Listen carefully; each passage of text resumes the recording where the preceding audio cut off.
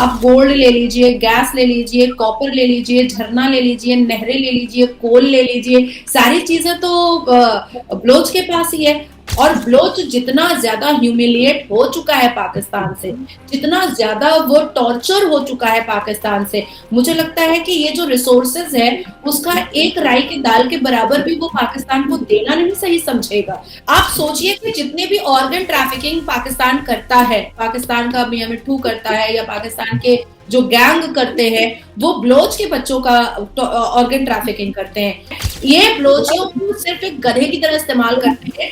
Use and throw वाला काम करते हैं। बलोच एक टूटा फूटा गांव जैसा दिखाई देता है, लेकिन बलोच में पाकिस्तान ने कभी कभी कोई भी किसी भी तरीके का डेवलपमेंट करने का पाकिस्तान की सरकार ने कोशिश नहीं की। तो 1961 से जो टॉर्चर बलोच पर चल रहा है पाकिस्तान की आर्मी की तरफ से, वो अब बर्दाश्त के काबिल नहीं है। मुल्ला मुनीर, ख्वाजा आसिफ और शहबाज शरीफ को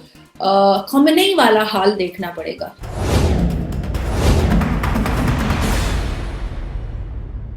पाकिस्तान के भीतर भयानक घमासान मचा हुआ है। पाकिस्तान का बलूचिस्तान इलाका, यहां पर इन दिनों बलूचिस्तान लिबरेशन आर्मी के साथ पाकिस्तानी सेना युद्ध लड़ रही है। युद्ध शब्द हम इसलिए नहीं कह रहे क्योंकि इनका आंतरिक क्लेश है ये, और जिस तरीके से आपसी टकराव बढ़ता जा रहा है और जिस तरीके से दोनों गुट आमने सामने आते हुए दिखाई दे रहे हैं, वो किसी युद्ध से भी कम दिखाई नहीं दे रहा। बीएलए की तरफ से दावे किए गए हैं कि उन्होंने पाकिस्तानी सेना के कम से कम 200 जवानों को जो है 50 घंटों के भीतर ढेर कर दिया है। इसी तरह की दलीलें, इसी तरह के दावे जो है पाकिस्तान सरकार की ओर से भी किए जा रहे हैं। इस मामले ने एक नए तरीके से एक नई बहस को जन्म दे दिया है कि क्या वाकई में बलूचिस्तान पाकिस्तान के हाथ से सरकता जा रहा है, जिसको नियंत्रित कर पाना पाकिस्तान के लिए इस समय बेहद कठिन हो गया है। ये सवाल इसलिए भी क्योंकि खुद पाकिस्तान के जो रक्षा मंत्री हैं ख्वाजा आसिफ, उन्होंने पाकिस्तान की पार्लियामेंट में एक बड़ा स्टेटमेंट दिया है। स्टेटमेंट यह है कि बलूचिस्तान के 40% हिस्से पाकिस्तानी सेना और पाकिस्तानी सरकार के नियंत्रण से निकल चुके हैं। ये लफ्ज हैं ख्वाजा आसिफ के। ख्वाजा आसिफ खुद इस बात को जो है स्वीकार कर रहे हैं, उन्होंने खुद इस बात को जो है कन्फेस किया है। तो क्या यह कहा जाए कि वाकई में बीएलए की तरफ से जो दावे किए जा रहे हैं कि बलूचिस्तान बहुत जल्द पाकिस्तान के चंगुल से आजाद होने वाला है? नाजिया इलाही खान जी इस पूरे मुद्दे पर बातचीत करने के लिए हमारे साथ मौजूद हैं। अंतर्राष्ट्रीय मामलों पर बेबाकी से बोलती रही और खासतौर से गल्फ रीजन में जो मुद्दे रहे हैं और खासतौर से पाकिस्तान को लेकर के बेबाकी से अपनी राय रखती रही हैं, और वहां की मीडिया चैनल्स में भी ये खूब छाई रहती हैं। इस मुद्दे पर नाजिया जी का क्या कहना है, आइए उन्हीं से हम जानते हैं। नाजिया जी, बीएलए और पाकिस्तान आर्मी आमने सामने दिखाई दे रही है, क्या होने वाला है, आपको क्या लगता है? नमस्कार, वंदे मातरम, हर हर Mahadev. Since decade to decade Ram ji, Baloch और पाकिस्तान का ये जो कॉन्फ्लिक्ट है ये चल रहा है, और हमेशा हमेशा पाकिस्तान अपने डायबॉलिक माइंड की वजह से, अपने डायबॉलिक स्ट्रैटेजी की वजह से, अपनी एट्रोसिटी, अपनी ह्यूमिलेशन की वजह से पाकिस्तान को यूज करता आया है और पाकिस्तान को बेवकूफ बनाता आया है। इस बात में कोई दो राय नहीं है कि जब ओसामा बिन लादेन को पाकिस्तान ने रोटी बोटी दी थी और शेल्टर दिया था, छत दिया था, तब भी ओसामा बिन लादेन के पास जो असला बारूद रूस और अन्य जगह से जो प्रिंट होकर के आता था, वो बेसिकली बलोच से आता था, ताकि अगर वो असला बारूद के कुछ आर्टिकल्स मिल जाए और अगर कोई इंक्वायरी बहुत सख्त बैठ जाए, अगर यूनाइटेड स्टेट ऑफ अमेरिका या भारत में यूनाइटेड में एफबीआई की तरफ से, यहाँ सीबीआई की तरफ से या ऐसी सुरक्षा एजेंसी की तरफ से, तो पाकिस्तान या आईएसआई का मार्क उस असला और बंदूक में और बारूदों में ना रहे, इसलिए रूस का ये लोग सबसे ज्यादा टैग यूज करते थे और बलोच इसमें बहुत मिसयूज हुआ है पाकिस्तान के इस आतंक में। द सेकेंड थिंग इज कि पाकिस्तान के पैर के तले से जमीन इसलिए निकल रही है, और मुझे लगता है मुल्ला मुनीर से लेकर के ख्वाजा आसिफ तक और शहबाज शरीफ से लेकर के जितने भी मरियम नवाज तक अगर इतनी ज्यादा परेशान है, तो उसकी बहुत बड़ी वजह यह है कि रिसोर्सेज जो है पाकिस्तान के डेवलपमेंट के या पाकिस्तान की रोटी के या पाकिस्तान के खर्चे के, वो रिसोर्सेज तो सारे के सारे बलोच में ही है। आप गोल्ड ले लीजिए, गैस ले लीजिए, कॉपर ले लीजिए, झरना ले लीजिए, नहरें ले लीजिए, कोल ले लीजिए, सारी चीजें तो बलोच के पास ही है। आज अगर बलोच हट जाता है, अपना एक सेपरेट स्टेट बना लेता है, तो या सेपरेट अपना झंडा बना लेता है, या सेपरेट खुद को पाकिस्तान से कर लेता है, तो और बलोच जितना ज्यादा ह्यूमिलिएट हो चुका है पाकिस्तान से, जितना ज्यादा वो टॉर्चर हो चुका है पाकिस्तान से, मुझे लगता है कि ये जो रिसोर्सेज है उसका एक राई की दाल के बराबर भी वो पाकिस्तान को देना नहीं सही समझेगा, बिल्कुल से साइड हो जाएगा। तो ये सारे जो इम्पोर्टेंट और वैल्यूबल रिसोर्सेज हैं जिससे एक देश के क्या का चक्का चलता है, जिससे देश की अर्थव्यवस्था और आर्थिक व्यवस्था को संभाला जा सकता है, तो वो सारी चीजें बलोच के पास है। बलोच और पाकिस्तान का झगड़ा कोई नया नहीं है। अगस्त 2009 में जब हम जाते हैं अब्दुल रहमान के जमाने में, तो उसने कराची में रह करके जिस तरीके से पाकिस्तानियों को मजा चखाया था, जिस तरीके से पाकिस्तान पॉलिटिक्स में उसने अपने सिक्के जमाए थे, जिस तरीके से बलोच को उसने एंट्रेंस और एंट्री दिया था कराची में और पूरे पाकिस्तान में फैलाया था, जिस तरीके से अपने गैंग को, अपने ग्रोह को अब्दुल रहमान ने पूरे पूरे कराची और पूरे पाकिस्तान में उसने फैलवाया था। तो बलोच और पाकिस्तान कुछ नया नहीं लड़ रहा है। हाँ, ये जरूर है कि डॉक्टर महरम के नेतृत्व में, डॉक्टर महरम के लीडरशिप में अब कहीं ना कहीं ये एक रिपार्केशन की तरफ जा रहा है। और जाहिर सी बात है, हमारा इस्लाम, हमारा अल कुरान, हमारे पैगंबर मोहम्मद सल्लल्लाहु अलैहि वसल्लम भी ये बात कहते हैं कि जुल्म करने वाले से ज्यादा गुनाहगार जुल्म सहने वाला होता है। और मैंने अभी इस्लाम को कोट इसलिए किया है क्योंकि अभी हम इस्लामिक देश के बारे में बात कर रहे हैं और इतना जुल्म, आप सोचिए कि जितने भी ऑर्गन ट्रैफिकिंग पाकिस्तान करता है, पाकिस्तान का मियां मिट्ठू करता है या पाकिस्तान के जो गैंग करते हैं, वो बलोच के बच्चों का ऑर्गन ट्रैफिकिंग करते हैं। जो बच्चियों को बेचा जाता है, प्रोस्टिट्यूशन में लगाया जाता है, वो बलोच की बच्चियों को लगाया जाता है। तीसरी बात है कि जितने भी लैंड ग्रैब के जो कारोबार चलते हैं, वो सब कुछ बलोच का ये लोग ले लेते हैं और बलोचियों को ये किस तरीके से इस्तेमाल करते हैं, ये बलोचियों को सिर्फ एक गधे की तरह इस्तेमाल करते हैं, यूज एंड थ्रो वाला काम करते हैं। जिस असला बारूद को बलोच एक जमाने से इनको दे रहा है कम कीमतों में, ये अलग अलग देशों में बेचते हैं उसके 10 गुना दाम में, लेकिन डेवलपमेंट बलोच में कुछ भी नहीं हुआ। आज भी आप अगर बलोच का दौरा करेंगे या बलोच को आप डीप लेंस से देखेंगे तो आपको दिखाई देगा कि बलोच एक टूटा फूटा गांव जैसा दिखाई देता है, लेकिन बलोच में पाकिस्तान ने कभी कभी कोई भी किसी भी तरीके का डेवलपमेंट करने का पाकिस्तान की सरकार ने कोशिश नहीं की। द थर्ड थिंग इज कि जिस हिसाब से पाकिस्तान की आर्मी ने टॉर्चर किया है सिंस 2009, और अगर उससे भी पहले चले जाए तो 1961 से जो टॉर्चर बलोच चल रहा है पाकिस्तान की आर्मी की तरफ से, वो अब बर्दाश्त के काबिल नहीं है। और सबसे इंपॉर्टेंट चीज है कि बलोच का कल्चर बिल्कुल अलग है पाकिस्तान से, बलोच का लैंग्वेज बिल्कुल अलग है पाकिस्तान से, बलोच की रिहाइश, बलोच का रिसाइटेशन, बलोच का इस्लामिक रिसाइटेशन, बलोच के त्योहार, बलोच का उठना बैठना, रहन सहन, तहजीब व तमद्दुन सब कुछ डिफरेंट है। लेकिन जो बच्चों पर एट्रोसिटी पाकिस्तान की मिलिट्री ने किया है और बलोच के मिलिटेंट पर जो पाकिस्तान की मिलिट्री ने किया है, वो अब बर्दाश्त के काबिल नहीं है। बिल्कुल। और ये बलूचिस्तान की जो बीएलए है, जो इनकी सशस्त्र मुहिम है, बलूचिस्तान लिबरेशन आर्मी जिसको कहा जाता है, इन्होंने जो जंग छेड़ी है पाकिस्तानी सरकार और पाकिस्तानी सेना के खिलाफ, इसमें एक नया स्वरूप देखा गया। नया स्वरूप ये कि पहली बार जो है ऐसा देखा गया कि इसमें जो है 2 महिला फिदाइन को जो है इस्तेमाल किया गया, जिन्होंने बड़े ही भीषण हमले को वहां पर अंजाम दिया है। आईएसआई के मुख्यालय पर जाकर के वहां पर विस्फोट किया है और महिलाओं का इसमें शामिल होना ऐसा पहली बार देखा जा रहा है। दूसरी महत्वपूर्ण बात यह कि जो आग उठी है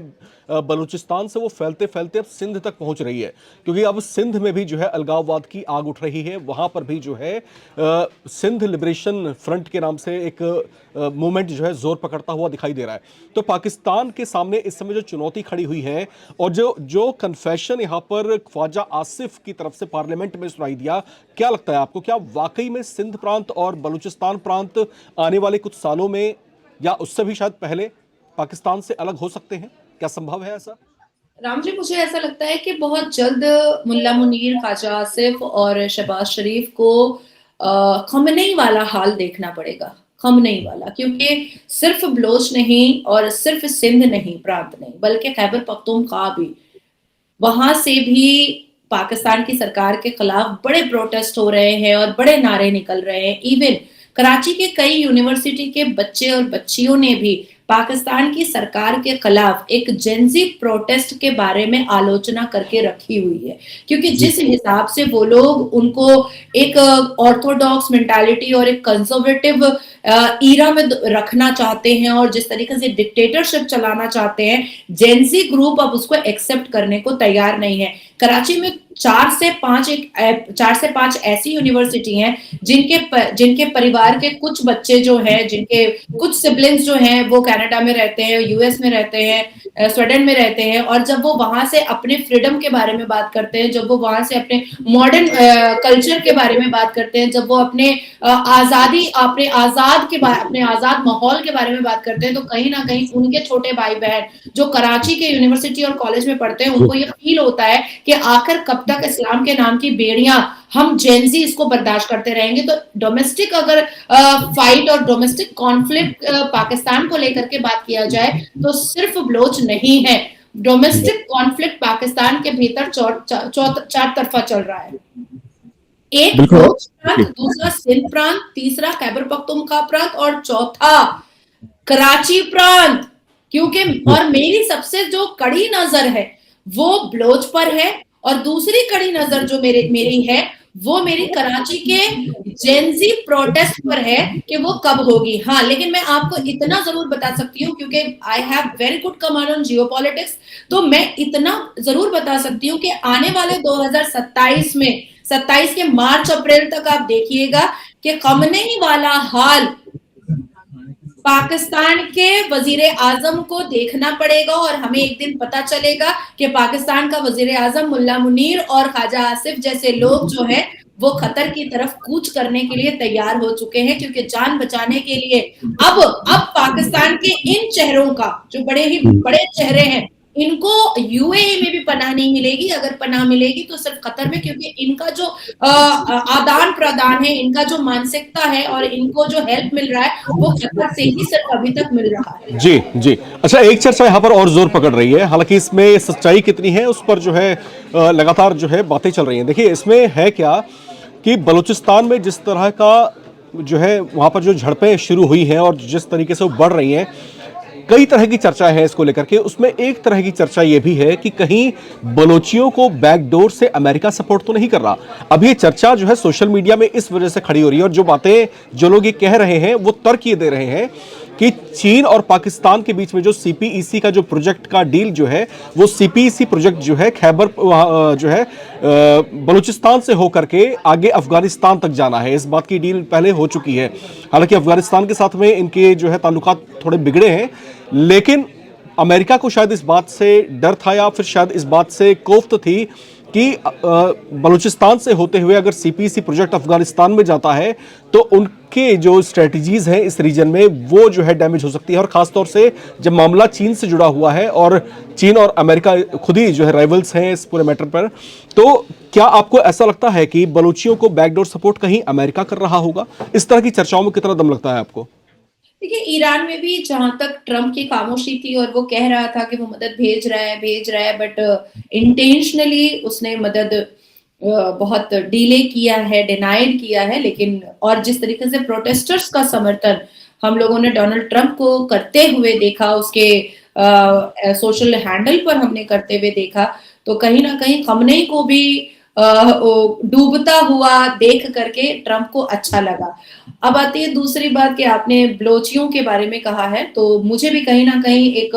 थोड़ा सा इंट्यूशन आया था कि कहीं ऐसा तो नहीं कि बलोचियों को अमेरिका सपोर्ट कर रहा है और ऊपर ऊपर दिखा रहा है कि पाकिस्तान का बहुत अच्छा विसल ब्लोअर है और शहबाज शरीफ से मिल रहा है, मुल्ला मुनीर से मिल रहा है, अपना विसल डॉग बना करके ट्रम्प जो है उसको खाना खिला रहा है। लेकिन as a citizen of Bharat, as a very responsible citizen of Bharat, मुझे ऐसा लगता है कि भारत को भी बलोचियों को हेल्प करना चाहिए और